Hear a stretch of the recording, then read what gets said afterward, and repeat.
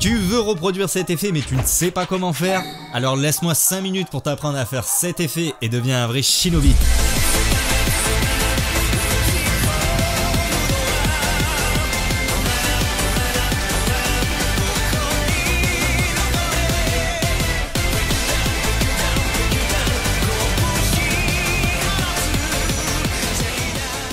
On se retrouve pour ce début de vidéo sur Premiere Pro.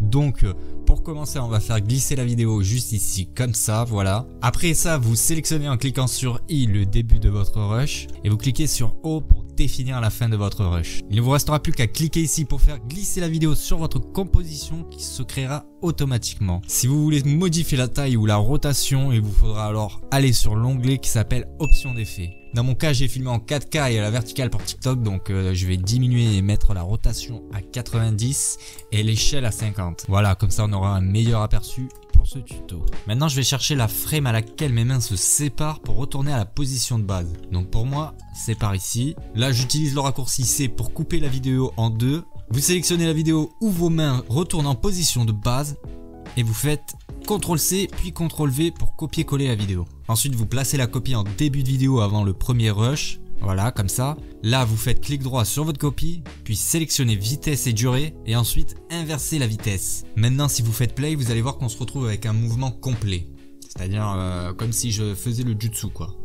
Donc là, si vous voulez que votre signe dure moins longtemps, vous pouvez toujours le raccourcir, c'est vous qui décidez. Il faut savoir que plus vous laisserez longtemps le signe, plus il sera visible à la lecture, hein, c'est logique. Du coup, vous l'avez compris, il va falloir faire ça avec tous nos signes de la main. Alors, on redouble-clique sur le rush ici dans le projet, pas celui-là, mais celui à côté, voilà. Donc on recommence l'opération qu'on vient d'effectuer. Donc je vais le répéter avec vous pour que vous compreniez bien. Donc on sélectionne le début du moment où on fait le signe avec la main en cliquant sur I. Et on sélectionne la fin du rush avec O. Comme ça, on a le signe plus le mouvement. On clique juste ici et on fait glisser sur la courbe de base. Voilà, très très bien. On remet l'échelle à 50 et la rotation à 90. Ensuite, on cherche le moment où les mains se séparent et on coupe avec C. Voilà, maintenant je déplace ce rush pour me laisser de la place. Ensuite, je raccourcis la vidéo avec le mouvement parce qu'on n'a pas besoin du reste, il nous faut seulement le mouvement. Alors après ça, je le glisse au-dessus du premier rush avec le mouvement pour comparer la durée. Et là, on voit que ça va pas du tout. J'ai laissé trop de temps mort inutile.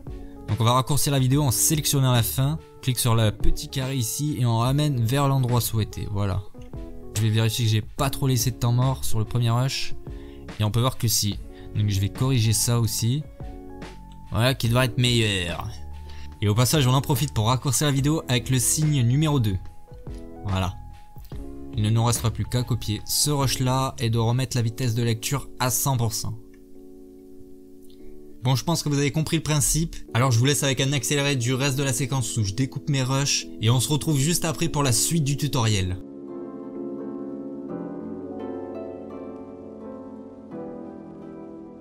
Voilà, donc on se retrouve avec le résultat de tous nos rushs découpés. Bon, c'est pas encore fini bien sûr, mais on va dire qu'on a fini la première partie qui sert à nous construire la base pour le reste de la vidéo. À partir de là, il va falloir qu'on sélectionne seulement nos rushs avec les mouvements de main.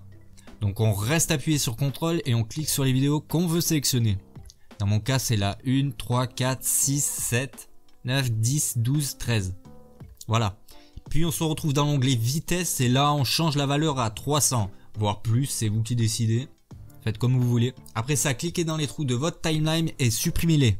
Bref, ensuite vous sélectionnez tous vos rushs, puis vous faites un clic droit et vous imbriquez le tout et vous cliquez sur OK. Vous resélectionnez votre séquence imbriquée et vous augmentez sa vitesse à 200% ou plus. C'est vous qui voyez encore une fois.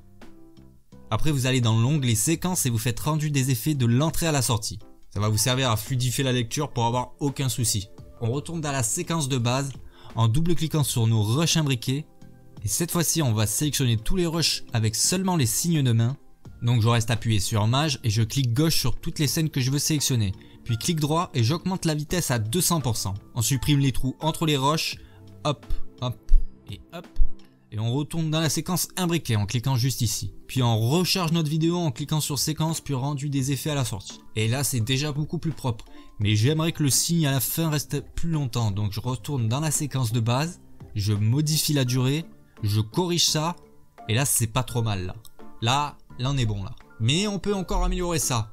Donc je retourne dans la séquence de base et là il suffit de trouver les mouvements qui ne correspondent pas. Ça va servir à fluidifier nos mouvements pour que ça ait l'air moins saccadé. Et voilà, si on regarde le résultat final, on peut voir que c'est beaucoup plus propre et on remarque même plus les coupures entre chaque rush. Et si on compare avec la version finale, on peut voir que c'est pareil. Donc j'espère que vous avez apprécié ce petit tutoriel. N'oubliez pas de vous abonner si c'est pas déjà fait, à liker la vidéo si vous voulez d'autres tutoriels. Sur ce les amis, c'était MyGeek et moi je vous dis à la prochaine.